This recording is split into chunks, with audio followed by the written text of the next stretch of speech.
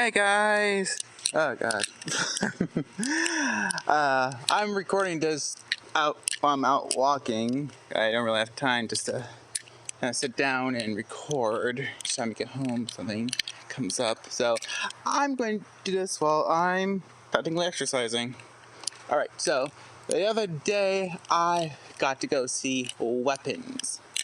And I have to agree with everybody else that this is probably so far, my favorite horror movie of 2025. Yeah, there's sweat in my eyes. Alright, so if you watch the trailer for Weapons, you kind of got the premise for it.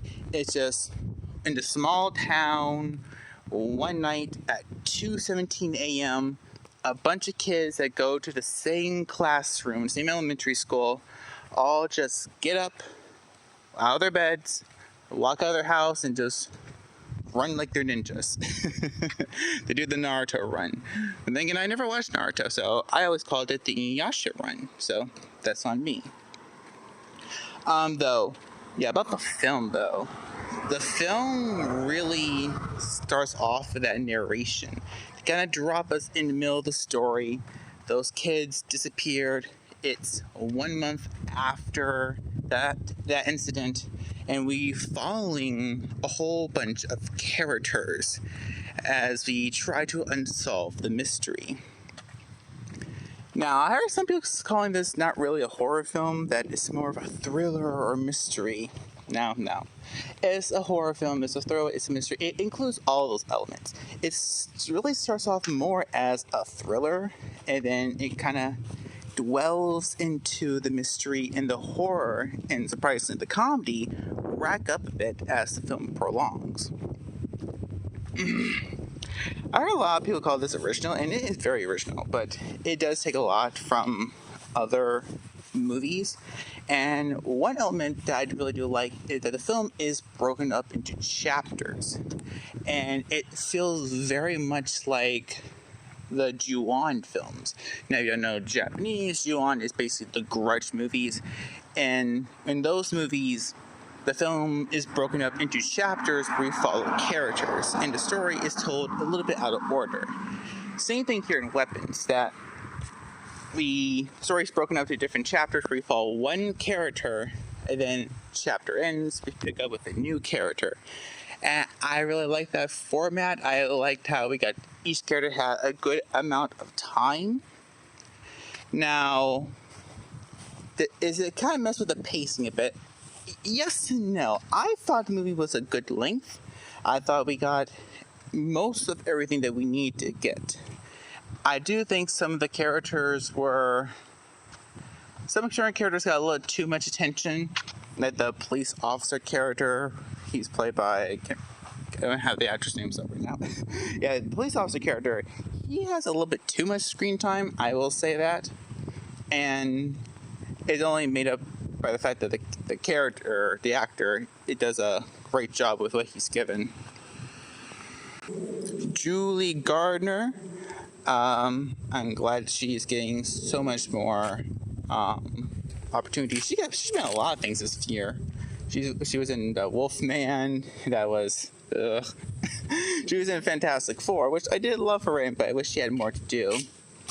I say her performance in this was really good, very believable, very understandable. She plays a very flawed character. A lot of the characters' movies are flawed, shitty people, or shitty people trying to do good.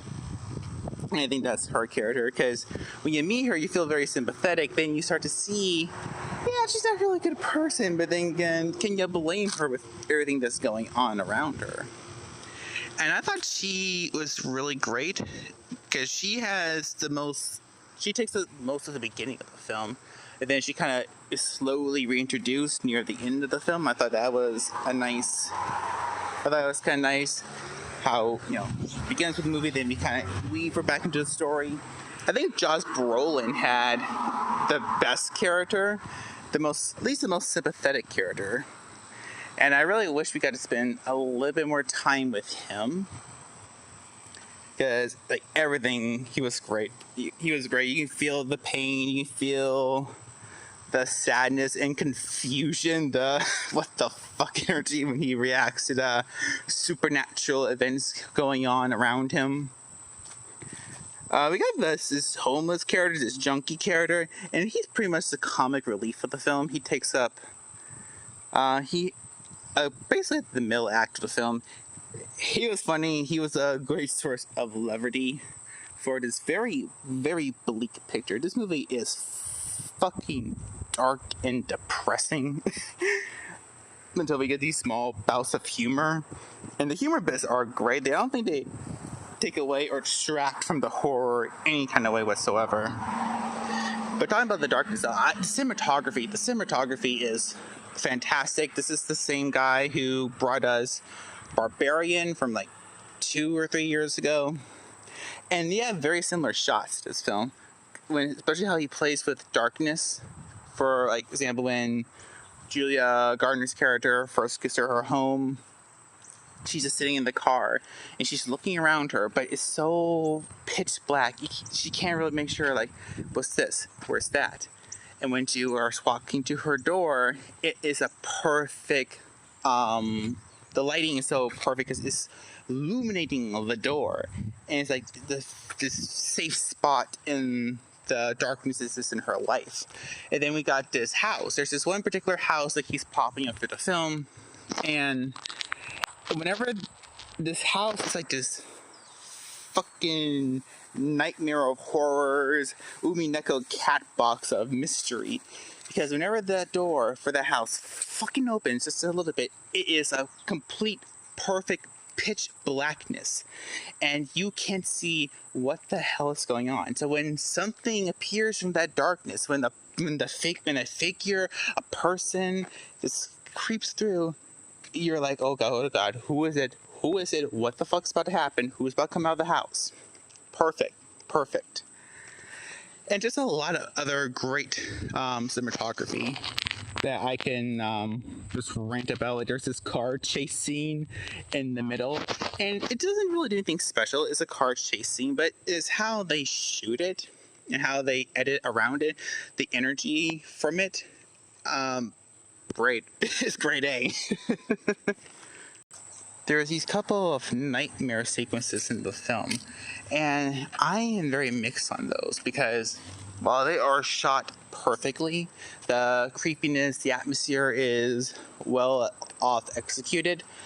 They do give a little hint to the villain of the film, and the antagonistic force, this person who I'll just keep on a shush for now, and it feels kind of weird because it seems like the villain doesn't want people to know that they're there. So why do they appear in the dream? I don't know. I want to talk about that fully in another video. I may actually use the computer for that one. But besides that, there's not a lot of other complaints. There is some symbolism, I guess, not issues, just like questions, like the importance of the number 217, which I did look some things up that means something close to the director. It doesn't really mean anything in the actual film world. I mean, there's this very weird imagery with his gun, which I won't say much about, but that I'm thinking get attacked by a dog. Interesting. What else to say? But yeah, just going off from the top of my head, because it's been a few days since I've seen a movie, and I really want to say it's perfect. I loved it. Only issues I do have to say, like I said, is certain imagery with the villain, and the fact that the villain isn't fully explained. Not that we need a full explanation, but I heard the director, I can't think of his name, he had a full chapter dedicated to the antagonist, but he decided to take it out, and he may not do a whole film around them, which, if he does, awesome. I definitely love to see that. But no, I really love this movie. It felt... there's this narration at the beginning, where it's narrated by this little girl who's not an actual character in the film, and it makes the film feel like this urban legend, like some twisted, fucked up fairy tale. And the movie does have a very modern fairy tale feel to it, especially when you get to the final chapter. The final chapter where we follow that character in the horrors he's been going through, even since before the children disappeared. It's excellent. Like, a small part of me almost wish the whole film was about him, but then again, I very much enjoyed all the other characters. Even the cop character, which I think his segment probably took up a bit too much time. But yeah, that's my thoughts and feelings on The Weapons. So far, this is definitely the best horror film of 2025. I love basically almost everything about it. The acting was great, the direction was perfect, the cinematography was beautiful, fucking beautiful. The actual horror, which just takes a bit of time to get to, but when it gets there, it is jaw-dropping, shocking, and brutal.